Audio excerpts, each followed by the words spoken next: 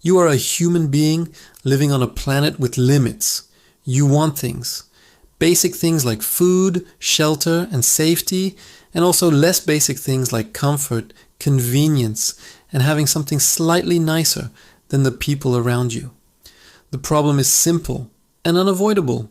There is not enough of everything for everyone to have as much as they want.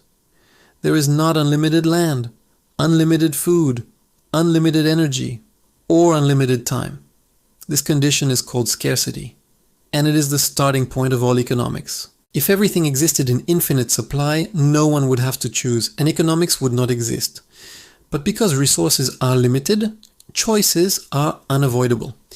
Every society, every business, and every individual must decide how to use what they have. Economics is the study of how those decisions are made under scarcity. Once scarcity exists, trade becomes inevitable. You might have more of one thing than you need and less of something else. Someone else has the opposite problem. Both of you can be better off by exchanging. This is the core logic of trade. Trade does not require generosity or fairness. It only requires that both sides expect to benefit. This is why trade is voluntary. If it did not make you better off, you would not do it. The moment you choose one option, you give up another. That sacrificed alternative is your opportunity cost. Opportunity cost is not just money. It is time, attention, energy, and alternatives. When you spend an hour on one activity, you are not spending it on something else. When a government spends money on one project, it cannot spend the same money on another. Every choice has a cost, even if no money changes hands. This idea explains why decisions matter. The real cost of something is not its price, but what you give up to get it. Trade becomes even more powerful when people specialize. No one is equally good at everything. Some people are better at producing certain things relative to others. This is called comparative advantage. It does not matter who is absolutely better. What matters is who gives up the least by focusing on one activity instead of another. Even someone who is worse at everything can still benefit from trade if they are less bad at one thing than at another. Specialization based on comparative advantage allows total production to increase. When everyone focuses on what they do relatively best, society gets more output with the same resources. This is why trade is not a zero-sum game. It allows both sides to win. When scarcity, opportunity cost, and specialization come together, markets emerge. A market is simply a system where buyers and sellers interact to exchange goods and services. Markets can be formal or informal, physical or digital, legal or questionable. What makes markets function is incentives. People respond to incentives because incentives change the payoff of decisions. When prices are low, buyers want more. When prices are high, producers are willing to supply more. Demand describes how much consumers want at different prices. Supply describes how much producers are willing to offer at different prices. Where supply and demand intersect, a price forms that balances how much is bought and sold. This is called equilibrium. It is not a moral outcome. It does not care about fairness. It is simply where plans align. When supply increases, prices tend to fall. When demand increases, prices tend to rise. This information is carried through prices. Prices act as signals. They tell producers what to make more of and consumers what to use less of. This coordination happens without central planning.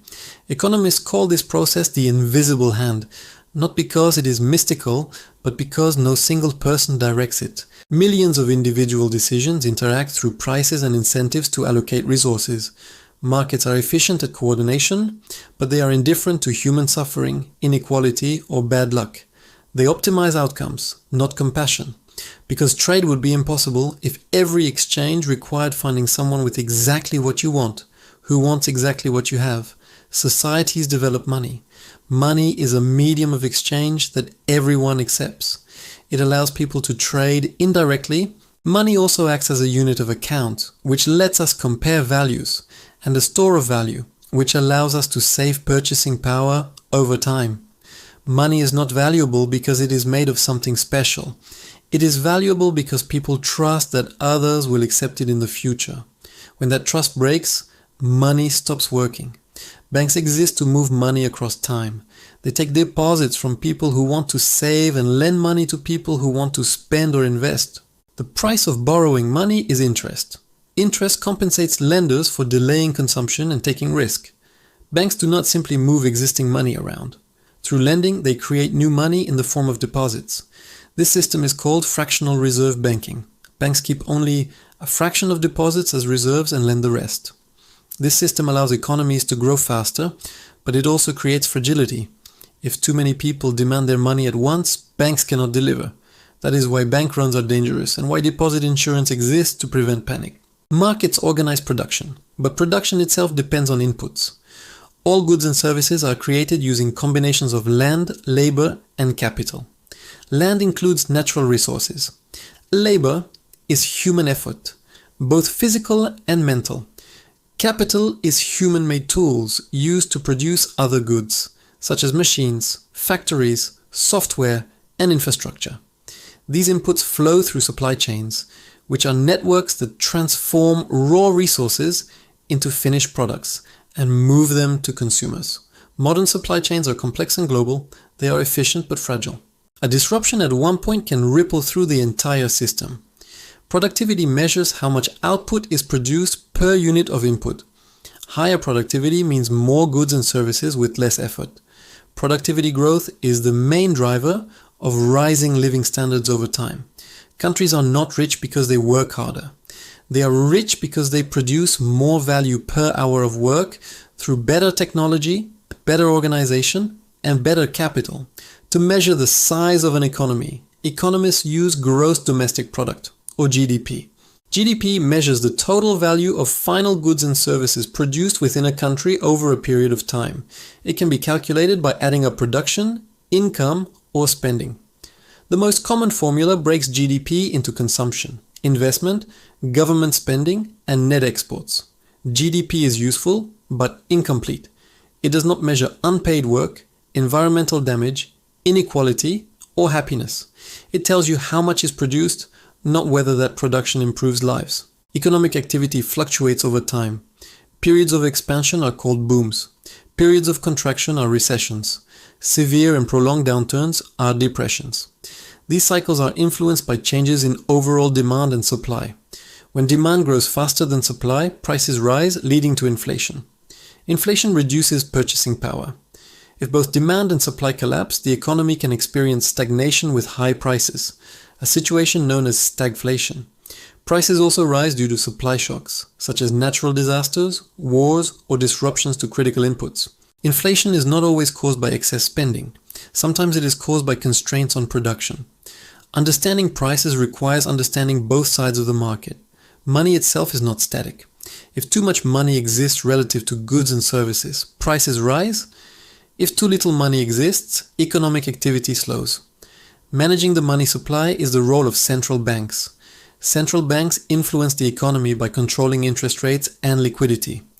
Lower interest rates encourage borrowing and spending. Higher rates discourage them. Central banks also use tools like asset purchases to inject money into the financial system. Most money in modern economies is created through loans issued by commercial banks. This makes credit conditions central to economic stability. Governments operate alongside markets. They collect taxes and spend money on public goods and services. Taxes transfer resources from private individuals to the public sector.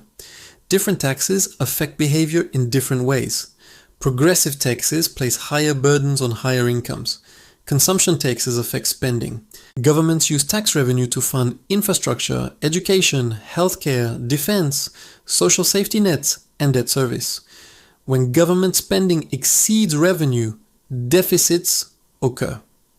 Persistent deficits accumulate into public debt. Debt is not inherently bad. It depends on how it is used and whether the economy can support it. Debt used to finance productive investments can raise future income. Debt used irresponsibly can undermine confidence and stability. Governments finance deficits by issuing bonds. Investors buy these bonds in exchange for future repayment with interest. If investors lose confidence, borrowing becomes more expensive or impossible. In extreme cases, governments default. Economic policy often involves trade-offs between growth, inflation, employment, and debt. No solution is perfect. In the next section, this framework expands outward to the global economy, international trade, currencies, labor markets, finance, development, and the psychological limits of human decision-making, showing how these same principles scale up from individual choices to entire nations and systems. When you zoom out from a single market to the world, the same logic still applies, just with bigger players and more consequences. No country can efficiently produce everything it needs. Some places have climates and soil that make certain crops cheap to grow. Some have skilled labor and infrastructure that make complex manufacturing easier. Some have access to energy, minerals, or strategic ports. Because of scarcity and specialization, countries trade with each other the same way individuals do. The principle is still comparative advantage. Each country benefits by specializing in what it produces at lower opportunity cost and trading for the rest. This specialization increases overall output, lowers prices, increases variety, and spreads technology across borders. That process is often called globalization. Production networks and trade flows, connecting economies into one giant system. Global trade creates winners and losers. Consumers often benefit through lower prices and more choices. Export industries grow and become more productive. But some domestic industries shrink when they cannot compete with imports. Jobs can move to places with cheaper labor or better supply chains. Entire regions can decline if they depend on industries exposed to global competition. That pain is not imaginary. It is the distributional cost of trade. Economists can say the country is better off overall, while certain communities experience real loss. This is one reason trade becomes political. Governments respond with interventions like tariffs, quotas, subsidies, and embargoes. Tariffs are taxes on imports, which protect domestic producers by making foreign goods more expensive, but they also raise prices for consumers and can provoke retaliation. Quotas limit quantities, reducing supply and pushing prices up. Subsidies help local industries compete, but they distort markets and cost taxpayers money. Protectionism can preserve certain jobs in the short run, but it often reduces efficiency and raises the long-run cost of living. The global economy is also held together by currencies. When countries trade, they need to exchange money. Exchange rates determine how much of one currency you get for another. Exchange rates move for many reasons: interest rates, inflation differences, trade balances, political stability, investor confidence, and crisis risk. A currency that depreciates makes exports cheaper and imports more expensive. That can boost local producers and reduce imports, but it also increases the cost of foreign goods like fuel, machinery, and food. A currency that appreciates makes imports cheaper and exports more expensive, which can help consumers but hurt exporters. Because exchange rates matter, countries try to influence them. Some peg their currency to another currency. Others let it float with market forces. Maintaining a peg requires holding reserves and defending the rate. If confidence breaks, the peg can collapse into a currency crisis, where the currency drops sharply, foreign debts become harder to repay, and inflation can spike because imports become expensive. Globalization depends heavily on supply chains, and supply chains are efficient until they aren't. Modern production is often distributed across many countries. Raw materials from one place, components from another, assembly elsewhere, shipping through key ports and canals. This structure reduces costs, but it creates single points of failure. Disruptions to shipping lanes, energy markets, or key inputs can cause supply shocks that raise prices and slow production. A supply shock is an abrupt reduction in supply, which pushes prices up even if demand hasn't changed. This is one reason inflation can appear even when consumers are not spending more. Goods become harder to produce and deliver. Now zoom into the labor market, because ultimately the economy is also about people selling their time.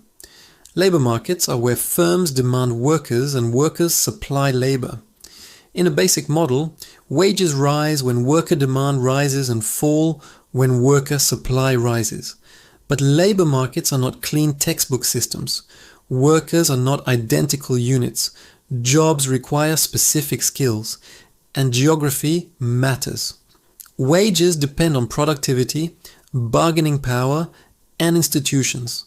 Firms generally hire labor up to the point where the value produced by the last worker equals the cost of hiring that worker. That value is often called the marginal product of labor. In competitive markets, wages tend to track productivity, but in the real world, market power can distort this. Employers with strong control over local job markets can suppress wages. Workers with rare skills or strong bargaining leverage can command higher pay. Unemployment also comes in different forms. Frictional unemployment is temporary, like switching jobs.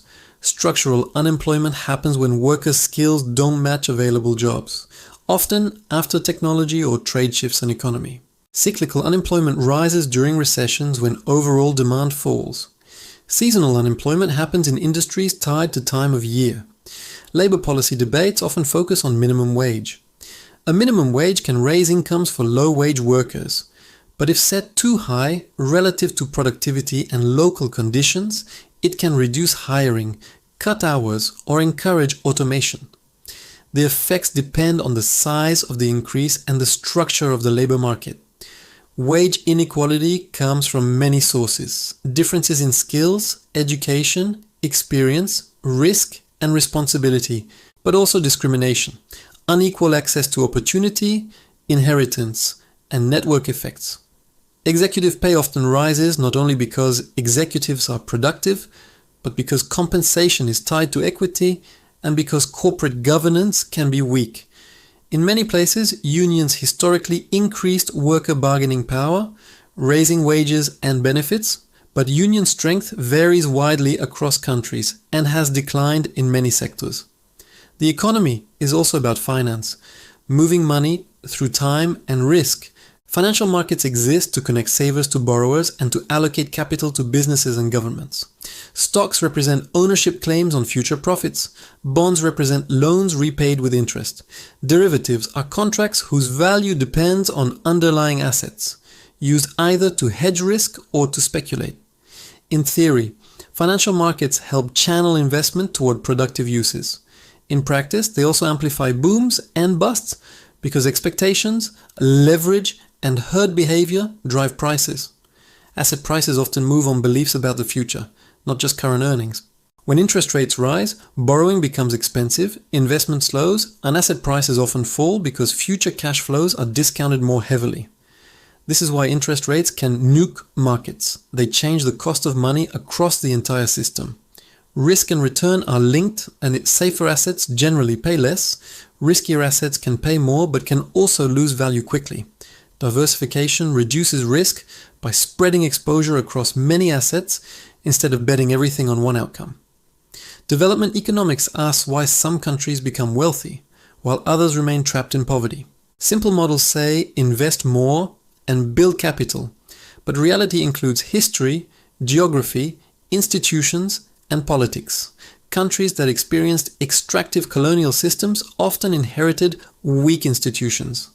Landlocked countries face higher trade costs. Regions burdened by disease can face productivity constraints. Institutions matter because investment requires trust, property rights, predictable laws, and low corruption. Where contracts cannot be enforced, capital flees or stays small. Some countries experience a resource curse. Valuable natural resources can concentrate power, reduce diversification, and create corruption, making growth fragile. Poverty traps happen when low income prevents saving and investment, which prevents productivity growth, which keeps income low. Foreign aid sometimes helps, especially when targeted effectively, but it can also be wasted or captured by elites. Microfinance can help individuals smooth consumption and build small enterprises, but it is not a universal escape hatch. Finally, traditional economics assumes people are rational and consistent, but human behavior is messy. Behavioral economics studies the predictable ways people deviate from rational decision-making. People heavily discount the future, preferring smaller rewards now over larger rewards later. People feel losses more intensely than equivalent gains. People anchor on initial numbers and get manipulated by framing. People follow crowds, especially under uncertainty. People fall for sunk costs, continuing bad decisions because they already invested time or money. These biases shape spending, saving, investing, and even policy. That is why systems use defaults and nudges, like automatic enrollment in retirement plans, because human psychology is often the weak link. At the broadest level, economic systems are different methods of answering the same core questions. What should be produced, how it should be produced, and who should get it. Pure capitalism emphasizes private ownership and markets, which can drive innovation and efficiency, but also concentrates power and can increase inequality. Pure command economies emphasize centralized control, which can enforce redistribution, but often struggles with incentives and information, leading to shortages and misallocation. Most real countries are mixed economies, combining markets with government intervention, taxes, regulation, and social programs. Each arrangement involves trade-offs. There is no perfect system, only different compromises between efficiency, equity, stability, and freedom. The unifying lesson is that scarcity forces choices. Incentives shape behavior, trade expands possibilities, productivity determines living standards, money and credit power growth, but create risk governments influence outcomes through policy, global connections, increase efficiency, but add fragility. And human psychology ensures that even the best models remain imperfect. That is economics, not a set of slogans, but a toolkit for understanding how limited resources get turned into real life,